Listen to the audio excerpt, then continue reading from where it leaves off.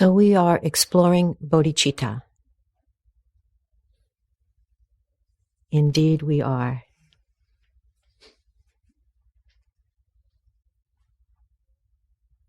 And though it has been expressed in a number of ways, I think the essence of arousing the bodhicitta at the experiential level is to contact the soft spot and to stay with it. That is really the essence of the practice, staying with the soft spot.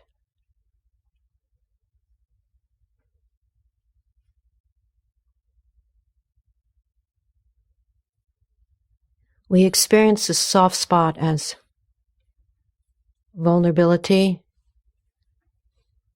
We experience it as groundlessness. We experience it as tenderness. This soft spot is actually inherent in appreciation and gratitude and love. And it is equally inherent in pain.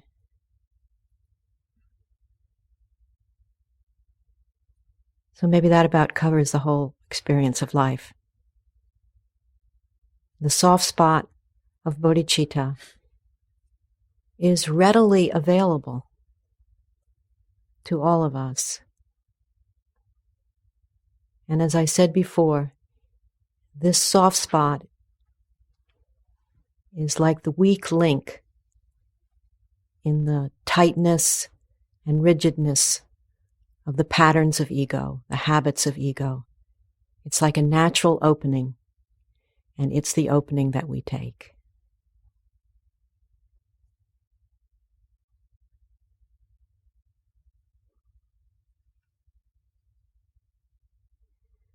So the essence of the bodhicitta practice is contacting the soft spot and staying with it.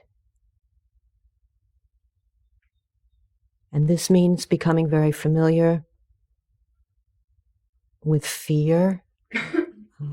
Often when we feel that soft spot of bodhicitta, it's quickly followed by a feeling of fear and an involuntary, habitual tendency to close down. That is the habit that we all have. We cover over the bodhicitta, the soft spot of bodhicitta. That is the habitual tendency of the species.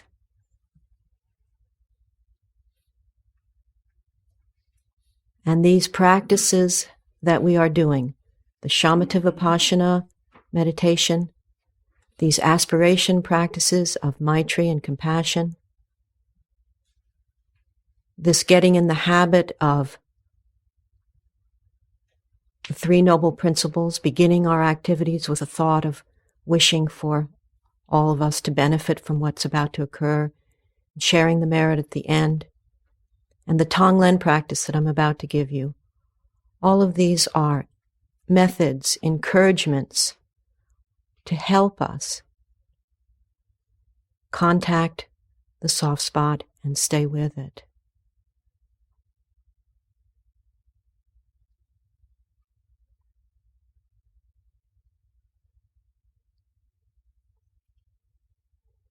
So now I will present the Tonglen practice, which is a further practice of awakening compassion. And as I have said, it is nurturing these inherent qualities of maitri and compassion that becomes the catalyst for the bodhicitta to not only be contacted, but for it to begin to expand to the point of full awakening, when all the hardness is gone, all the shutting down against our life experience, all our tendencies to narrow down into a solid feeling of ourself against the other, this and that, solidifying, closing down into such solid view of ourselves and such solid view of the world and other people. When we stay with the bodhicitta by awakening the compassion and maitri, this is what allows a natural ability to grow and expand, and actually causes the evolution of this species of which we are a member of the human race, the evolution of the consciousness of the human race. So Tonglen practice.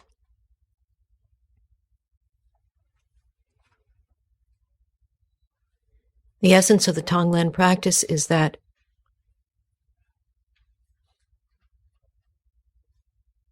when we see pain or feel pain, when we feel suffering or see suffering in the world around us or in our own experience, we breathe in with the notion of completely feeling that, completely accepting it and owning it completely, willing to feel the suffering of humanity.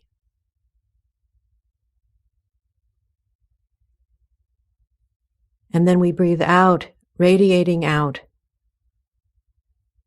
compassion, loving kindness, freshness, openness, anything that heals, anything that actually allows us to open and enjoy our life, anything that encourages relaxation and openness at this very profound level.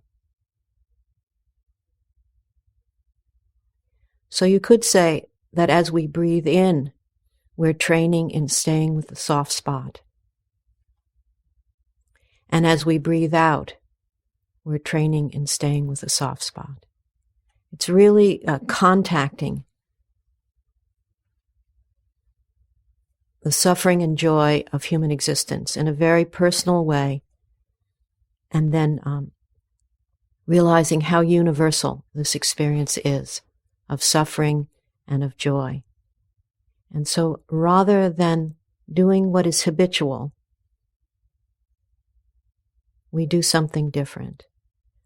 What is habitual in all human beings and all living beings, what is habitual and crippling is that when it's painful, we push it away. And when it's pleasurable, we cling to it. We hold on to it. We don't want it to leave.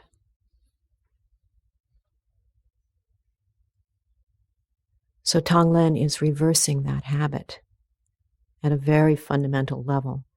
When it's painful, we breathe it in and own it completely. Let it touch us. Overcoming fear of pain. And when it's delightful, we send it out. We actually loosen our grip and share it with others, wishing for others to feel this relaxation, happiness, sense of well-being, wishing for others to feel that too. At the everyday level, it's getting in a habit of whenever unwanted, uncomfortable feelings come up, of breathing in and feeling those completely and wishing that all beings could be free of these kinds of feelings and the fear of these feelings. And whenever we feel anything pleasurable, that we just get in the habit of thinking of others and wishing that they could feel this too.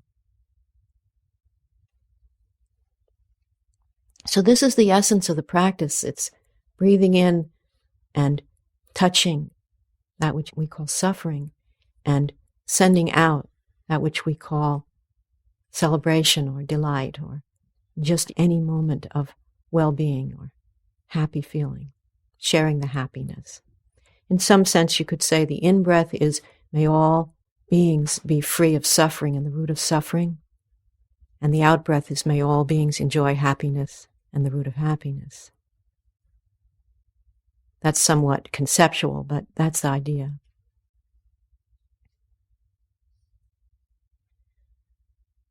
I want to say now one more very important thing. And this is actually a little teaching on shunyata, on the open dimension of our being, the open dimension of reality altogether. Fluid, open, non-restricted, non-static nature of energy and all things. When you breathe in, there is nowhere for it to get stuck. Please remember this. The source of suffering is that we think we are so solid, we think that there's some place for it to get stuck, and therefore we feel it as stuck. But the true state of affairs is that there is nowhere for it to get stuck. There is a personality, there is somebody called Pema, but that's not fixed. It doesn't stay. It's always in process of evolving and changing moment by moment, even at the cellular level. The energy is always into the next moment. There's nowhere for it to get stuck. Please remember this. Our fear is based on this feeling that things will get stuck. That's our fundamental fear in our life altogether. And this is why we're working with awakening the bodhicitta. It's overcoming that erroneous view of reality, that things are like rocks, that things are things.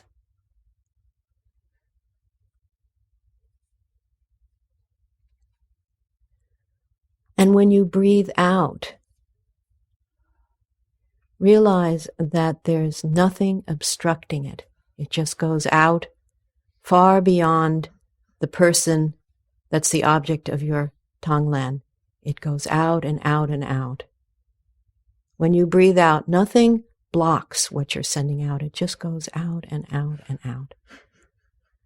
That's why it's so important to make these aspirations of compassion and Maitri, because it spreads out. And that's so much more benefit than sending out negativity and aggression. Needless to say.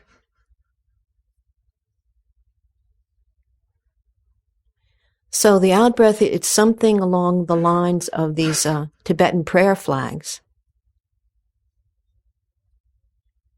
You write the aspirations and the prayers on a piece of cloth.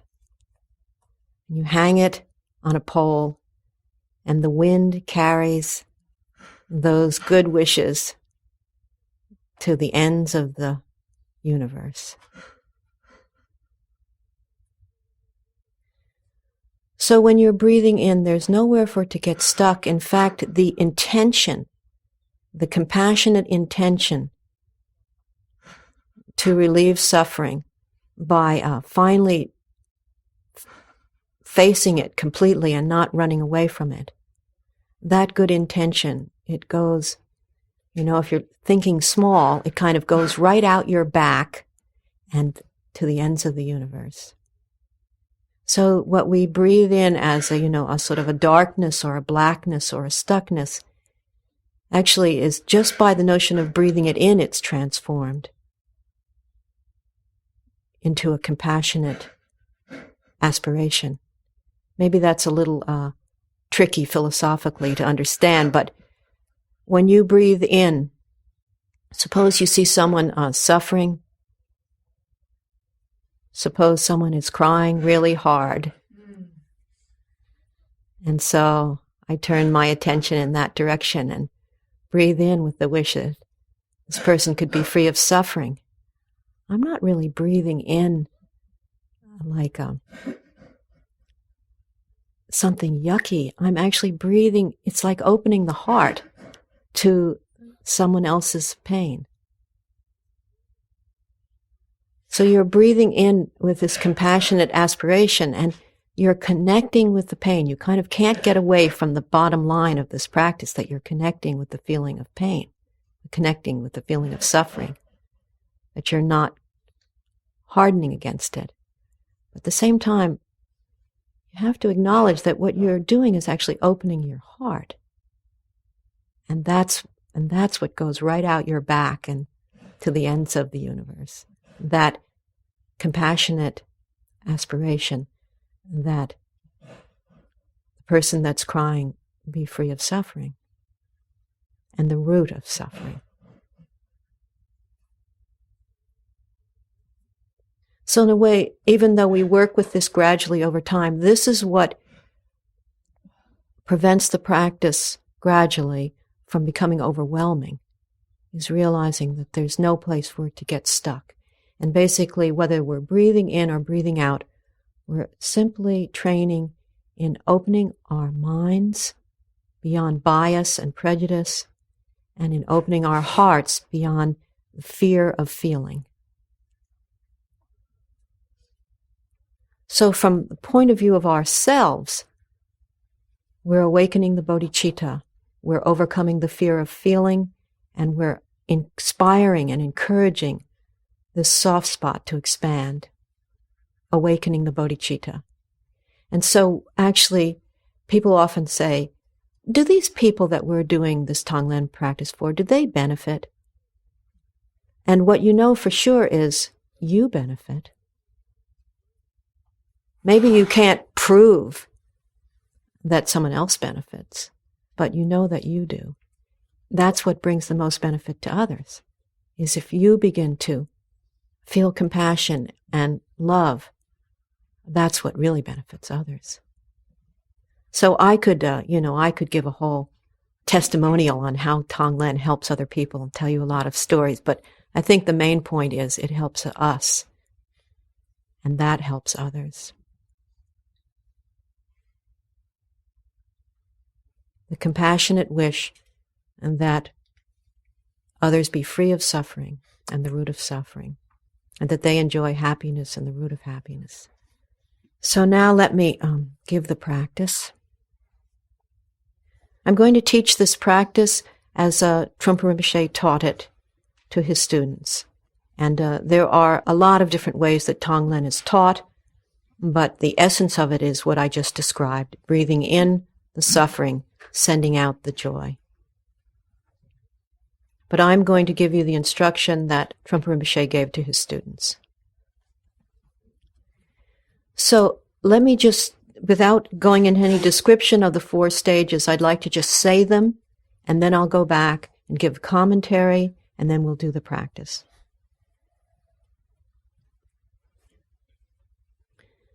The first stage it's different ways of people talking about it. Sometimes it's called just flashing absolute bodhicitta. Sometimes it's called letting your mind open and rest. Sometimes it's called just a moment of stillness. But the essence of this first stage is laying the ground for this being a practice where you don't get into picking and choosing.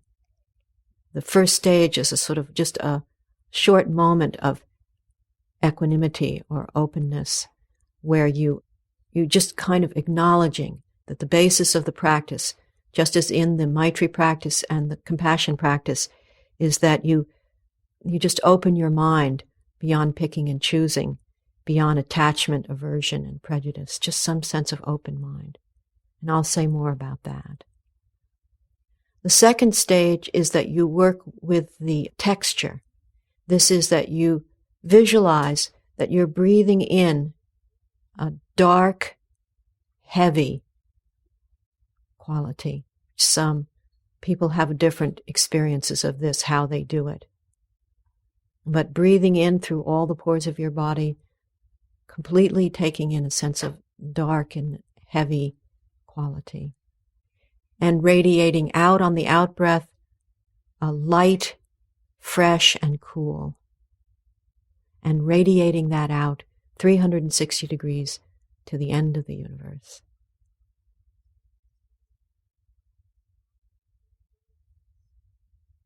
Then the third stage is you work with a particular situation, something that is very real, genuine, and heartfelt. Not a conceptual idea, something real that you feel. So, for instance, you could do this practice for the person on your list that you feel gratitude for, or you could do it for the person that you feel compassion for. It's just a genuine feeling. And then the next stage, which ideally, the third and fourth stage are simultaneous, but it's obviously quite helpful to do it as a progression. But simultaneously, if you could pull it off, whatever suffering you connect with, the suffering of the person you're grateful to, or the suffering of the person you feel compassionate toward, or whoever it might be, you extend that out to all beings who are in the same boat as that person. So rather than going through the stages such as with the Maitri practice and the compassion practice where you actually go step by step through 7 steps, you just go through contacting something very real to you and then using that as a stepping stone for universalizing it. So simultaneously, it should be a true feeling that you're really feeling. And then when you universalize it, it's a kind of recognition of how many people feel this. And so with the in-breath, you breathe in this pain of all of them that are, for instance, in a dark depression. Maybe the one you feel compassion for is in a dark depression. So you breathe in for all people who are in depression, and you radiate out friendliness, a sense of spaciousness, kindness, whatever works to that person and then to all people. So these are the 4 stages. So let me go back through them again with a bit of commentary, more commentary. First of all, this first stage, the flash of openness. Many, many people say, I've never experienced openness. It's just a conceptual word. I do not know what you're even talking about. When my meditation is characterized by unbroken thinking, highlighted by strong conflicting emotions, and when I hear words like gap or openness, I just feel totally poverty-stricken. Well, everyone else in the room is experiencing these things, but I don't actually have a clue what you're talking about. So then, to make matters worse, someone gives us instruction. Well, here's this whole new, wonderful, beneficial practice, and the whole ground of it is this gap or this openness. And then you say, well, forget it. I won't do this one then. Can't even do step 1. So I think it's helpful to know that conceptually, the reason that that first step is there is to get at this notion that when you breathe in, there's nowhere for it to get stuck. And when you breathe out, it's sent out limitlessly. Nothing blocks it. That's really conceptually why it's important to even reflect on this, we call openness or the absolute. Just conceptually understand that's why that stage is there. And then understanding that conceptually, you might have to write it in big letters in front of you. There is nowhere for this to get stuck. And when I send out, it goes out limitlessly. You know, sometimes we need to like a neon sign, you know, that blinks on and off in front of your bed. But then understanding this, you can just use images. The truth is, you may feel intimidated by words like shunyata or absolute bodhicitta, but actually we all do experience these things. And we experience them as going out in the morning when it's been cloudy and dark for 5 days and suddenly the sun is shining and you just feel this freshness of mind. So we experience it as just a kind of lightness, not caught up. But there's a lot of instances in life when something just sort of stops your mind, or where the pleasure of the moment just causes a kind of opening, where you're not all caught up. So we know what it is to be not all caught up. Maybe not in our meditation, but in our lives. And as some people say, well, I do know, even in my meditation, what it is to be not all caught up, because when you hit the gong at the end, I usually have a moment then of real meditation. So you can use images like looking out at the ocean, or looking up at the sky at night, when you can just see all the stars and the vastness of the night sky, when it's a clear night and you can see forever. You can use images like that, sort of opening kind of images. And one person told me that the only thing worked was coming up with a kind of tender memory that had a very open-hearted, unrestricted feeling in it. And so she would start the practice with remembering her 4th birthday party, because there was a kind of a feeling quality to her memory of that as just being very open. So you may say, oh, well, that's pretty limited, but I'll just tell you, anything that works to just get that feeling of nothing stuck, nothing caught. Traditionally, you use these images of big sky, mind, or just big sky, open space, or just raise your eye gaze at the beginning and just look out. Just raise your eye gaze and just look out. So anything like that. So that's just a moment, just a flash. And then you move on to breathing in the dark and heavy. Sometimes they say dark, heavy, and hot. And radiating out the white, light, and cool. And the important thing there is that you breathe in completely and you send out completely. And that you give equal time to the in-breath and the out-breath. That's very important. Just to try to have the in-breath and the out-breath, give them equal time. Also, you can breathe in much more deeply than usual if you want to, and breathe out much more expansively than usual if you want to. You can manipulate the breath a bit if it helps. Deep breathing in, real sense of relaxing out. An image which I found extremely useful here is one that Trungpa Rinpoche gave, which was, well, suppose you were in a room that was filled with dark smoke, and there were no windows in the room, but you're all sitting in there and you're going to be in there for a long time, and you wanted the air to be clean. So everybody breathes in, and then the air is a little cleaner. And then everybody breathes out this real freshness, this real cleanness, and then the air is, again, even cleaner. And then everyone breathes in, and it's a little cleaner yet. And everyone breathes out, and it's like air conditioning the room. And ultimately, no one is left with black lung. Everyone is just breathing the good air, and the whole room is fresh and clear. So that's kind of the notion, the kind of view. Then you move on to a real situation. And the way I like to teach this is start the practice with doing the practice for somebody you wish to help.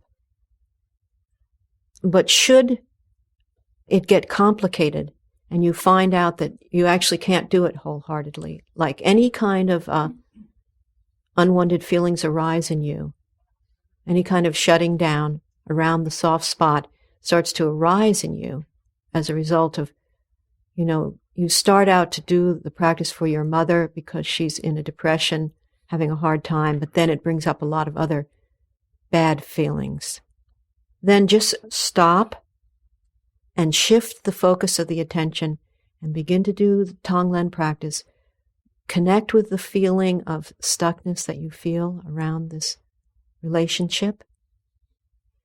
Connect with that honestly. The point is to touch in on something that's genuine, not conceptual. So you connect with the feeling of shut down or resentment or numbness or whatever it is, and that becomes the focus of your Tonglen. You take your experience of stuckness, then you breathe in and touch that for yourself and all beings all over the world who also have that feeling. Therefore, you're breathing in for all the people who are suffering that way, with the wish that we all be free of suffering and the root of suffering, and you send out the freshness or the relief to everyone. So it's traditionally taught as a practice that you do to relieve the suffering of others. But an extremely powerful way of doing that is just connecting with your own suffering and using that as the stepping stone for understanding what other people are feeling. To me, that's the most powerful part of the practice. How you share whatever you might be feeling, it's shared by countless people. It's this closing over, this inability to stay with the bodhicitta, with the soft spot, is shared by countless, limitless beings. So it becomes your link with everybody. And so whatever situation you're in, extend it out. So this is to say, you start to do Tonglen for somebody who's depressed, and it's very simple. You're just doing the practice for them, and then expand beyond just this one person and do the Tonglen of breathing in, taking in, and sending out for all people who are in the situation, in the same situation as that depressed one, or that lonely one, or that angry one, or that addicted one, or whatever it is. However, if you start to do the practice and you realize that their quality of depression just irritates you, then you have to be genuine and acknowledge that and begin to do Tonglen for all the irritated people. So in this way, you're overcoming your fear of feeling. Overcoming your fear of feeling, particularly feeling pain and suffering. I'll just say again, one other thing, which is that sometimes to make this real, you have to just use very down-home images. So I often tell this story about the person who was doing it for her father, and her relationship with her father was rather complicated, but she did a lot of Tonglen with him, but she never knew what to send him. She didn't have a clue what to send him. And so it occurred to her that she could send him a good cup of coffee. She knew he would like that would actually lift his spirits, and she could see his face smiling. And that's what she did. So you can use images and metaphors like that. Then you would send out that sense of the pleasure your father felt at this good cup of coffee just to all the others who are also in deep depression. I'm going to suggest that we begin with something that is a bit tough for many people, but I choose this intentionally. Please do Tonglen for a family member, anyone in your family. And the reason I choose this is because this might be completely uncomplicated and a very, very straightforward. Just you think of a certain member of your family and spontaneous compassion arises. You would do anything to relieve their suffering. So you breathe in. You may not know exactly what their suffering is, but you breathe in the sense of pain that you feel they're feeling with the wish that they be free of it. And you breathe it in as completely as you can, and you send them out relief in whatever form you like. And you can have a sense of them actually standing there and beginning to smile and feel the sense of lightening up. And then as soon as you can, even if it could be even simultaneous, you're a family member, and then all the others who are in the same situation as your family member. You do it for all. They become the stepping stone for others, awakening your compassion for others. However, if you think of a family member and you would like to help them, but there's also resentment or other feelings, and just shift the attention and begin to do Tonglen for all the people who are feeling the same resentment you are, who are in stuck relationships with their mother or father, sister or brother, whatever it might be. And you use your genuine experience as the object of the Tonglen and as the way of understanding what a lot of other people in the world are feeling. So we'll try this.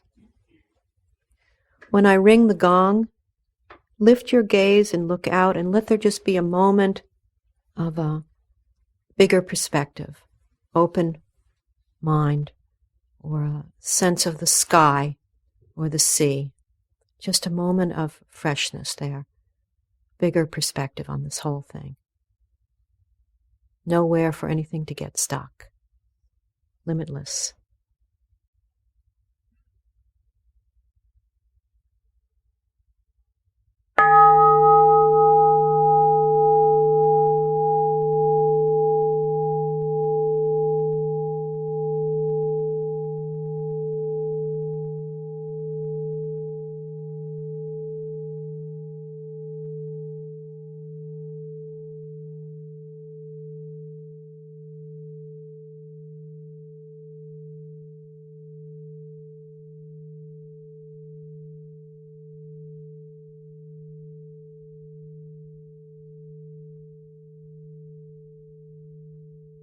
Then as you breathe in the visualization of breathing in dark, heavy, hot. Breathe it in through all the pores of your body.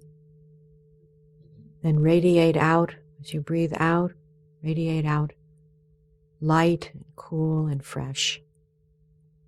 Radiate it out through all the pores of your body. And the eyes can be open or shut.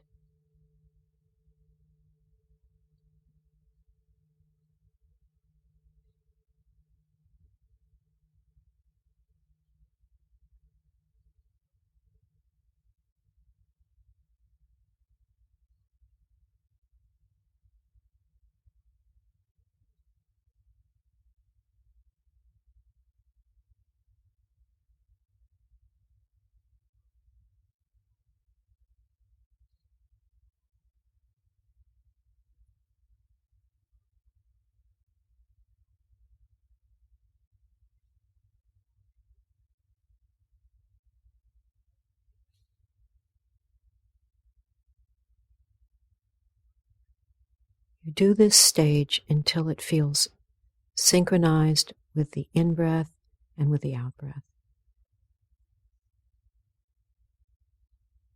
The dark and the heavy, that which we usually fear, comes in, and light, fresh, and cool goes out.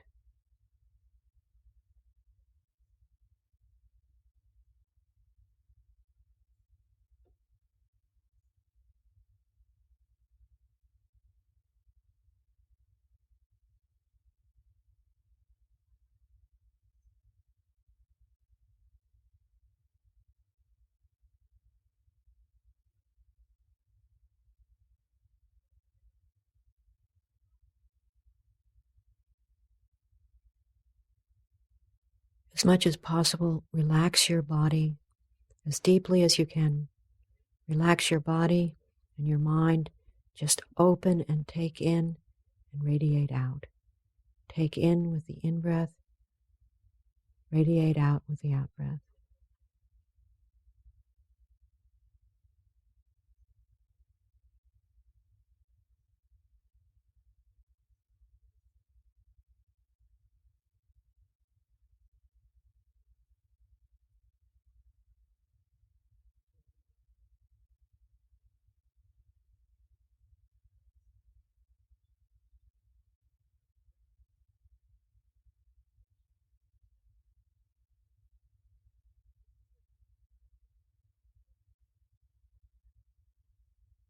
And when you feel ready, move on to a member of your family who is suffering, and saying their name or visualizing them before you. Breathe in with the wish that they be completely free of suffering. Breathe in the suffering so they could be free of it, and send them out happiness, spaciousness, in any form whatsoever. And if it helps, you can visualize them beginning to smile, beginning to lighten up, actually receiving the benefit of this practice. If resentment comes up, or fear or anger, any of those feelings, just change the focus and breathe in, connecting with that feeling and wishing yourself and all others to be free of it. Sending out relief to yourself and all others from that feeling of resentment or fear, whatever it might be. So use a member of your family and then work with the practice as it evolves, either doing it for them or for all those who are feeling what you're feeling as you do this practice.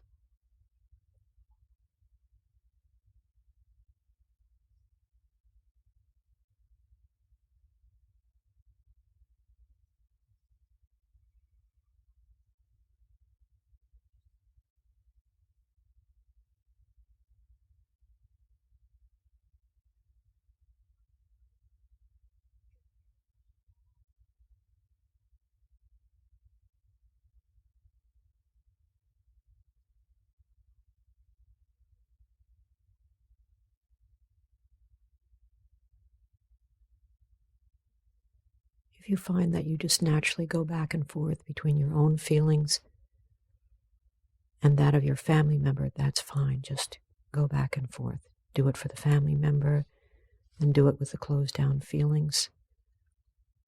And all those who are feeling closed down, then you might go back again to the family member if that feels right. Just let it evolve.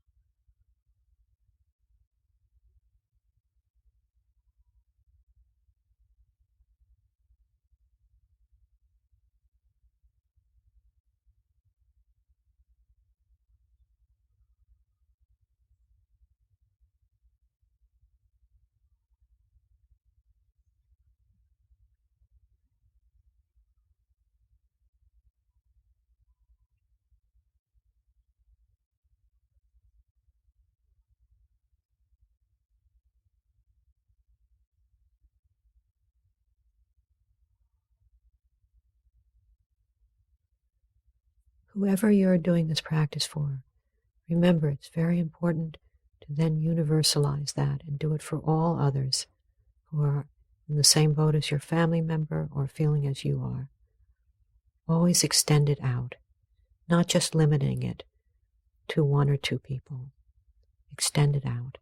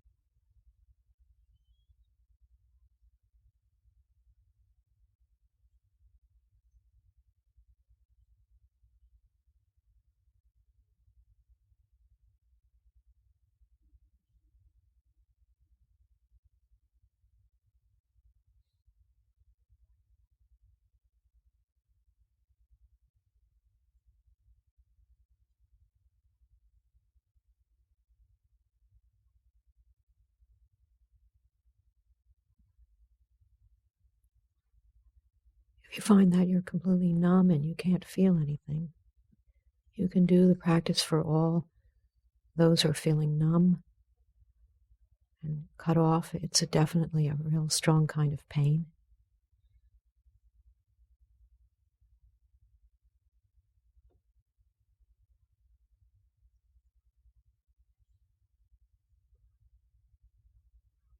On the other hand, if you're feeling overwhelmed, you could do the practice for all those who are also feeling overwhelmed. Or it's really good advice to just stop and just do something much easier, like do it for the losing team.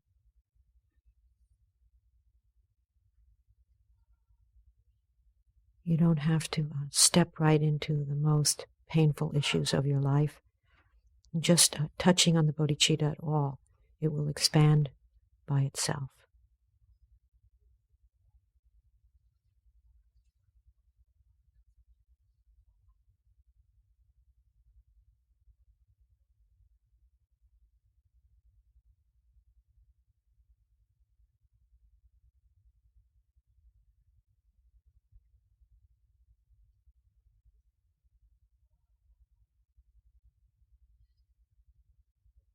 If the practice brings up fear, you could do the practice for all those who are feeling fear. Or you could remember that there's nowhere for it to get stuck.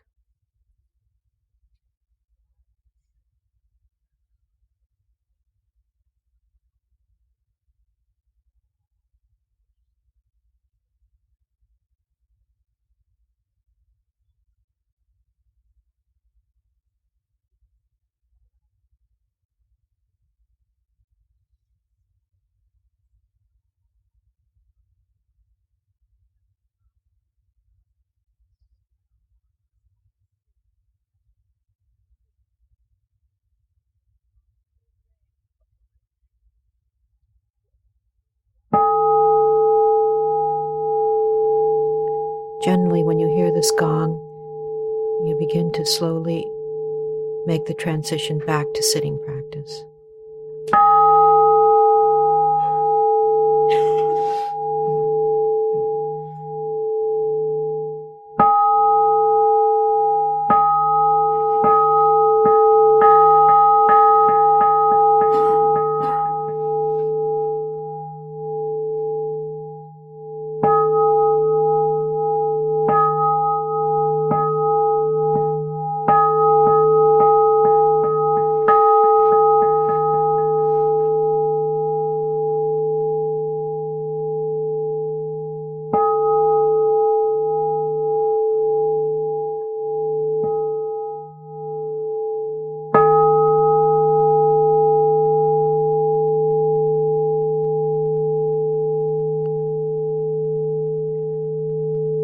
Doing Tonglen as a formal practice, it's always good to begin first with at least 10 minutes of sitting, and then afterwards sit again.